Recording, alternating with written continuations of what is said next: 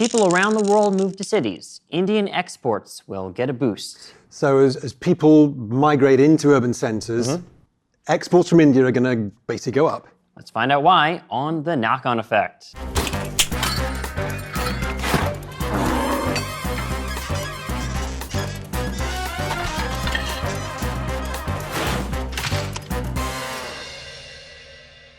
Welcome to the Knock-On Effect, the show where we start with the thing you know and end up in a strange place. And joining me today is the maven of the Metropolitan, the citadel of the city, the ultimate in urbanity, my co-host, Justine Underhill. What an introduction. And Roger.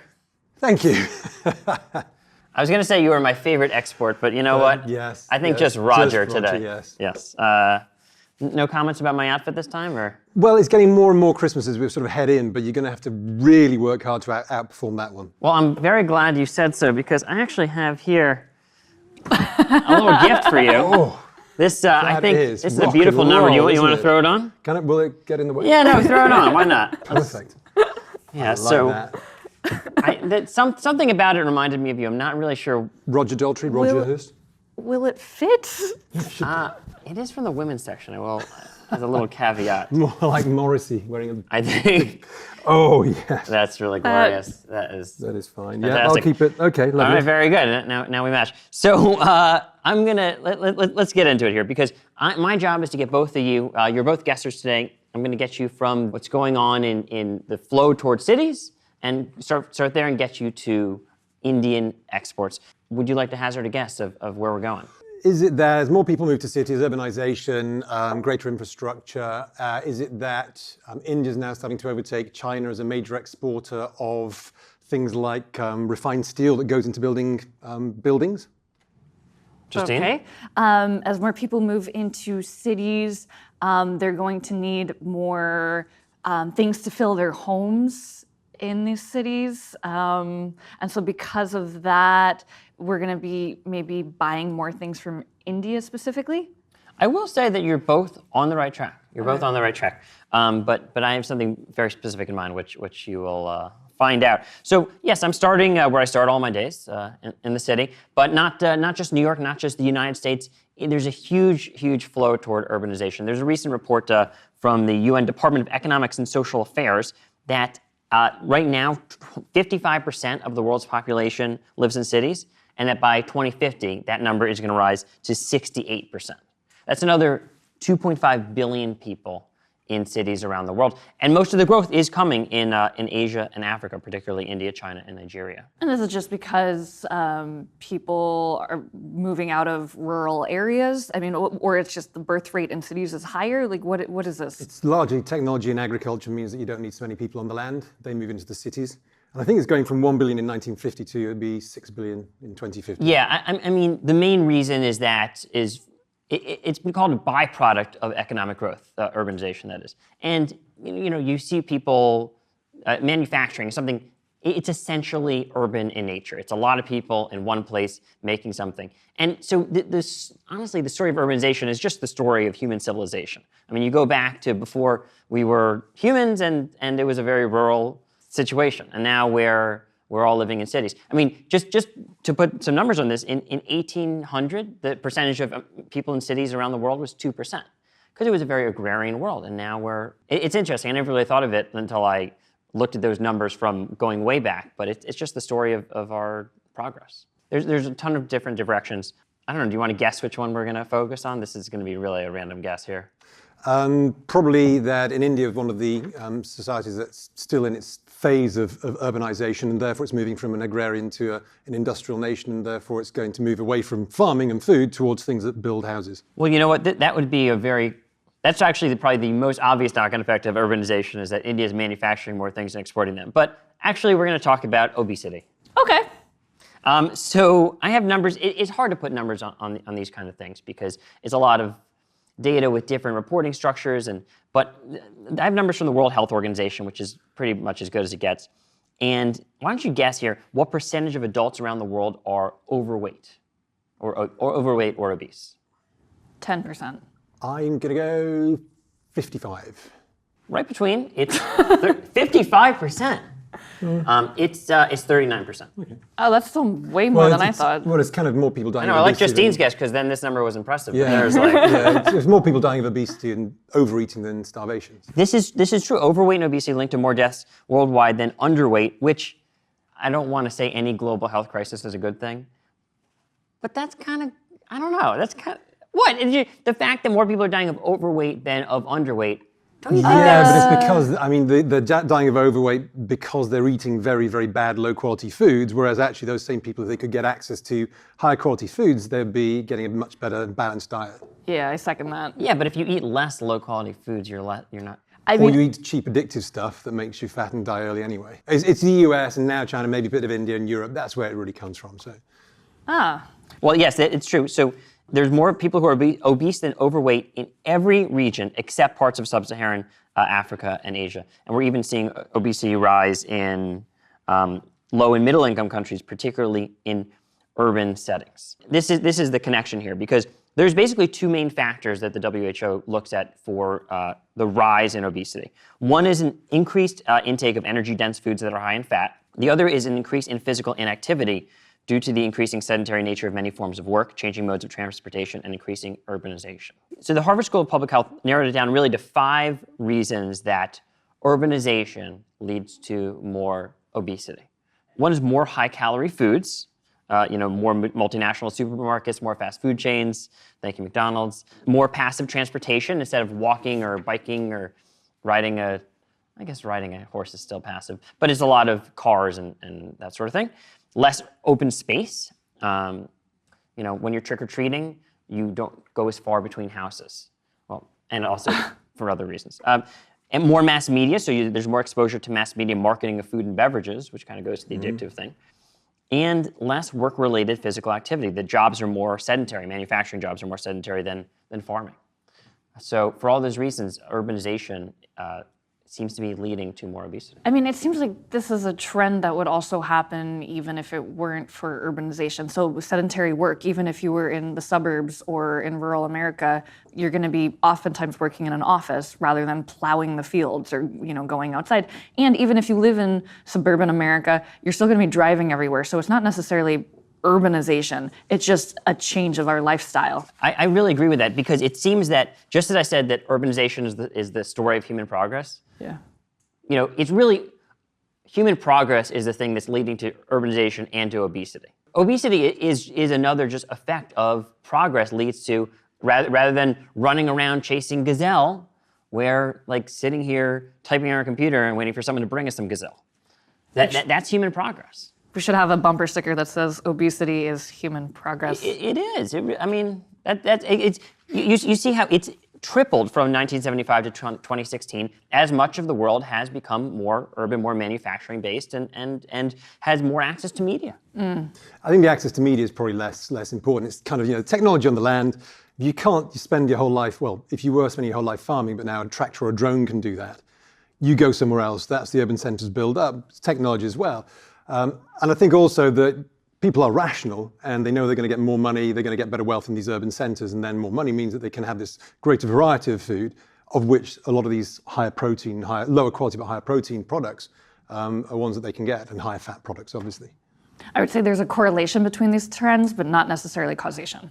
Yes, but although the argument is that it is, from a broader perspective, everything, we're actually going to get into a very specific correlation causation question very soon.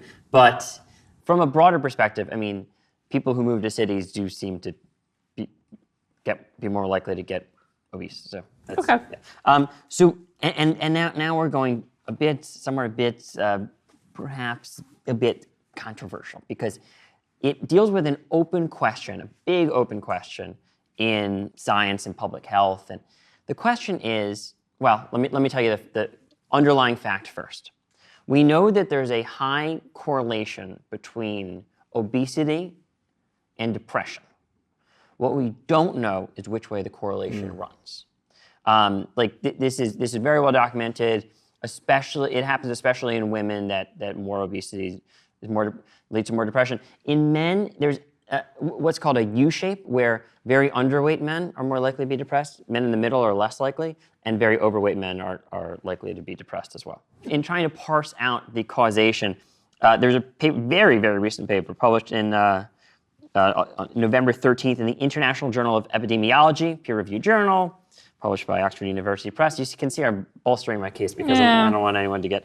But the paper was called Using Genetics to Understand the Causal Influence of Higher BMI on Depression, written by Jessica Tyrell of the University of Exeter Medical School, plus somehow 18 other people. I don't know if they're all sitting around a typewriter and... They added a word or two. Yeah, hold on, you finished that sentence with a preposition, that'd be kind of annoying. But in all seriousness, what they use is a gigantic database of human data called the UK Biobank. Are you on the Biobank, by the way?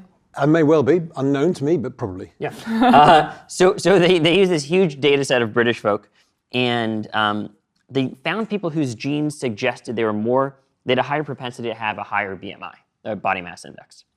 And then they took out from that people who also had a propensity to have other disorders that are associated with a higher BMI. And the idea, just real quick, is that you get your genes at conception, and that's it. Nothing society does or that you do can change your genes. So they found these people who had a propensity to have a higher BMI, and they found, they did something called Mendelian randomization, which the whole paper, it's short, but it's very hard to understand. But the idea is they found a high connection between genes that are likely to say you have a higher BMI and self-reported, largely, incidents of depression. And their conclusion is just very simple. Higher BMI, with and without its adverse metabolic consequences, is likely to have a causal role in determining the likelihood of an individual developing depression. So that's genetic based. Well, I want to be careful here because, like I said, there's been a huge surge in obesity across the world. So that's looking at people who are predisposed to obesity, but their own actions or society's actions will determine actually whether they're obese or not. So you understand what I'm saying is that you can be more likely to be a redhead, but it's looking at the genes versus looking at did you dye your hair? Okay. That kind of thing. Kind of like I did. You did? I did. Oh, did you know that? Thought it was natural. No. Me too. No. So any thoughts on this? Are you okay with this Yeah, connection? Because again, there's some controversy around this. So you're going to be large, you were going to be born large, but the opportunity to become, define yourself or get large depends on whether you have access to things that make you large. Sure. So yeah, it's kind of fairly, seems fairly. But what I'm really highlighting is the causal link. Yeah. And what people have said about this paper, by the way, the editorials around it have been very interesting because some people said, oh, it shows that losing weight is good for your mental health. And other people said, no, the focus should not be on the person, it should be on society. It shows that society is treating obese people so badly, they're becoming depressed. Which it's almost their opposite reactions, although maybe they're both right. I'm not sure. I mean, this kind of gets into the halo effect, so it's like someone's looks actually do matter, like in terms of how high they climb on the corporate ladder, how well they do in school, all sorts of other things. It also depends on, what there are definitions of obese is probably a sort of medical thing. Now, there's properly obese, but actually there's a lot of studies which suggest that slightly overweight, which we might have thought was bad, is actually pretty good. And in certain societies, historically, being slightly overweight was good. If you look at a lot of sort of paintings from the kind of 1700s, slightly overweight, I'm not saying they lived long, but that was a good thing. It was seen as being healthy. So when we say overweight, I mean, I'm 13 and a half stone, which you probably don't understand in the US. But if I'm 14 and a half stone, I'm obese. 14 and a half, I'm not. Right. And I would say at 14 and a half, I was never obese. Right. So it's... Wait, so is there something that we can conclude from this paper? I mean, was it incredibly controversial? It was. I mean, it wasn't that controversial because you're just looking at genetic data, and so the conclusion is that, and this is the knock-on effect, is that more obesity means more depression. Well, you could also maybe, if the likelihood that you're obese is also, if it's correlated with being in a city, then maybe cities also cause depression, and so maybe there could be a third factor there. Yes, except that they looked at who was likely to have high BMI based on their genes. So they looked. So it was like so rural. That's not impacted by. Yeah, the obesity data was genetic data. The depression data was actual medical treatment. Okay. I'll bite. That's fine. And just to bolster the point that it's kind of society's fault for the increase in depression is that difference between men and women. That underweight women aren't more likely to be depressed, but very underweight men are more likely to be depressed. Because they're... And that's societal standards. I think so. I mean, you know, it would be hard to call it anything else. Yeah. So now we've reached depression, and so more depression means more Bernadette. More Bernadette? No, more of what she's bringing, which are pills. Thank you, Bernadette. Dr. Bernadette. Thank you. Fantastic. And these are? These are, so we have 5 on the table. 4 of them are sugar pills. Yep. And the 5th is a powerful psychotropic medication. Deer Hunter style? Yeah, exactly. You're going to pick one. Exactly. So, and I'm really talking more specifically about a class of medications that is exemplified by this commercial, which was running constantly on US TV for a long time. Things just don't feel like they used to. These are some symptoms of depression, a serious medical condition affecting over 20 million Americans. While the cause is unknown, depression may be related to an imbalance of natural chemicals between nerve cells in the brain. I remember those ads. That's Zoloft, right? Yeah, and I mean, a lot of those things, by the way, aren't necessarily true. It seems that Zoloft probably is habit forming. It also seems addictive. It also seems that depression isn't necessarily caused by a chemical imbalance. I'm not a doctor, so I don't want to get too deep into this. But it can be treated by SSRIs, but that it does not necessarily caused by what SSRIs treat. And was there an increase in people saying they had depression after they started running those adverts? Yeah, I mean, so it's really interesting what happened because it's not as if, we couldn't treat depression and then we could. What it was that treating depression was really difficult, really dangerous, and there were bad side effects. So this new class of drugs, exemplified by Zoloft, basically did the same thing, but in an easier way. So, and that meant it was readily prescribed by everyone. So most people who get scripts for Zoloft aren't seeing a psychiatrist for years and they make a determination. They're going into their general practitioner saying, I have depression, I want some Zoloft. They're going into, a nurse practitioner can write the script.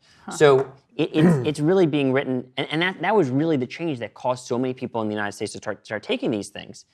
It was the ease of the medication. The ease with which the medical society doctors could prescribe these drugs and make money out of prescribing the drugs, so people they found had depression where maybe they didn't before. Yeah, or people saw ads like this on television were like, hey, that guy looks a lot happier after. What? Let me try that. I mean, wouldn't you? Even people that were misdiagnosed with depression too. That's been a common thing, and they were just prescribed these antidepressants as well. Yeah, because you're seeing a general practitioner who doesn't necessarily know anything about your conditions and it's just like, you're like, how about these things I saw on TV? Like, oh yeah, go ahead. Have you got a breakdown between the US consumption per capita versus other countries? Because in overall medications, it's massive in the US compared to anywhere else in the world.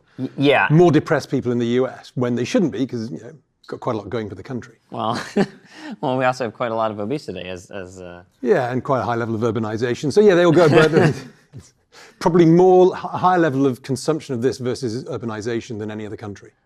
Yeah, and so I mentioned Zoloft. Zoloft was created by Pfizer, but it's interesting because they're not going to benefit even as. So my theory is that, of course, more depression will lead to more scripts written for. Not these. These are empty. But by the way, thank you, Bernadette. If you want to take one, you can. Wash it down with some water. Pill? Yeah, I don't know. The cap. It's actually. Do we have the bag here? Yeah, they're kosher and they're halal too, which is. Oh, well, rule of the minority. This the Nassim Taleb. Yeah. Yeah, I'm not really. Anyway, whatever. That's another day. Yeah, another day, another dollar. So anyway, so Zoloft really. In 2005, Pfizer was selling $3.3 billion worth of Zoloft. In 2006, the patent expired. It's been a boon for generic drug makers. So some of these are the company themselves. Like Pfizer owns a subsidiary called Greenstone, which makes generic versions of Pfizer drugs. But a lot of the generic drugs are made in India. Of course, yes. Naturally. So yes, India's actually been called the pharmacy to the world. It makes 20% of the world's generic medications by volume, is the top exporter, and also hosts the most FDA-approved plants outside the US. 40% of the generic drugs sold in the United States are made in India. And by the way, it's not just the US, because Latin America, India sells like 1.5 pills for every pill that China sells, even though most of the raw ingredients that go into the pills mostly come from China. So India's, it's a very nice thing. They're taking it in, they're making it all Mixing nice, it up. they're putting a little thing on it where you etch in the letters, Yeah. and they're sending it off. So I think we've made our destination, if I'm not mistaken. So more urbanization, more Obesity, more depression, more drugs, more. exports from India. I don't know. Did I make my case? What do you think? Yeah, it's good. I kind of, I liked it. There's a bit in the middle where it's like is it this or is it that, where, who knows, but I got that, eventually. You could potentially make the case that urbanization maybe leads to less sunlight access, leads to more depression, leads to people taking, antidepressants. So there's other arguments in there that you could make beyond obesity. Sure. And could you get a group of obese rural people compared to equally obese urban people and say that definitely the obese urban people are more depressed than the obese rural people? I will say this. Judging by the links between obesity and urbanization that came from Harvard, the obese urban people are a lot more likely to be going for some drugs than obese rural people, because they're watching these ads, they're talking to their friends, their friend is just on this thing, and they go to their doctor, they say, hey, how about that Zoloft stuff, or the generic, I think it's called cetraline, I don't know. But anyway, so they're much more likely to take these drugs. Again, the story of increasing medications is the story of human progress, right? This is all is driven by the same thing. But there's this, I think US consumes something like 62% of all world's pharmaceuticals.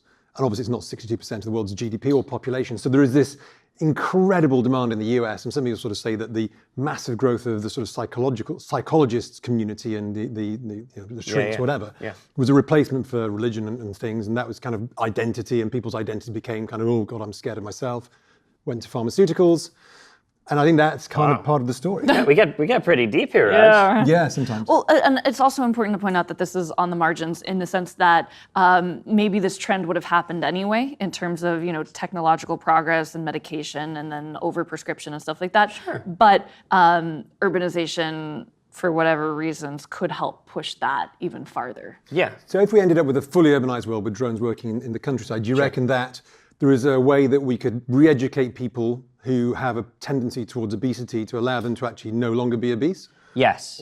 No, I really do think so. And this is sort of, I know you're going to disagree, Justine, but this is what I was getting at, that obesity is not as bad as starvation, because it's more high-calorie foods, more passive more high-calorie foods, people can eat lower-calorie foods. More passive transport, people can walk to work instead of driving to work. Less open space, okay, that's tricky, but you can do jump ropes. Yeah, I mean, all these things you can actually.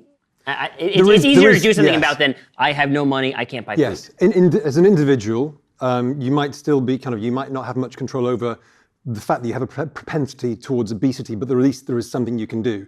If you are poor and you have no money and no food, there's nothing you can do unless someone gives it to you. So one has a potential action. Let me have it, Jay. I just see this as being, specifically the drugs as being sort of a cheap solution to a much larger problem. And so that's really where the core of this stems from.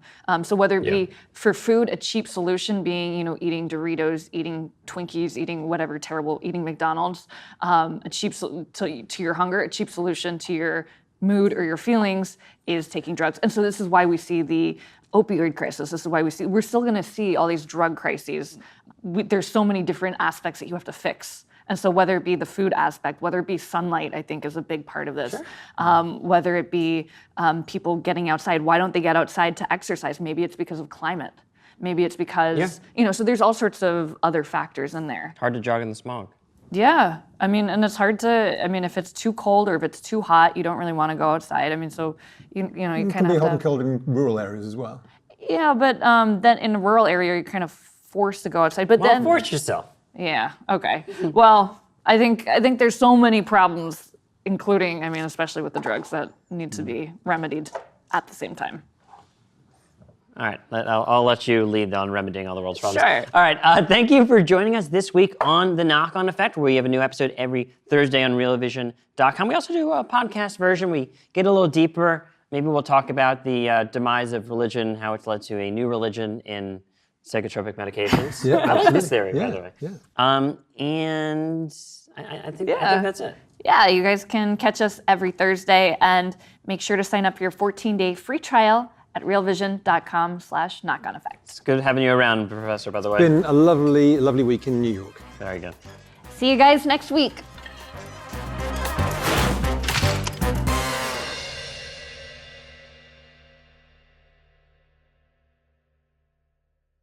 Have a good one. Oh, Alex. No, you got to get them flowing down your chin. Ew. All right, okay.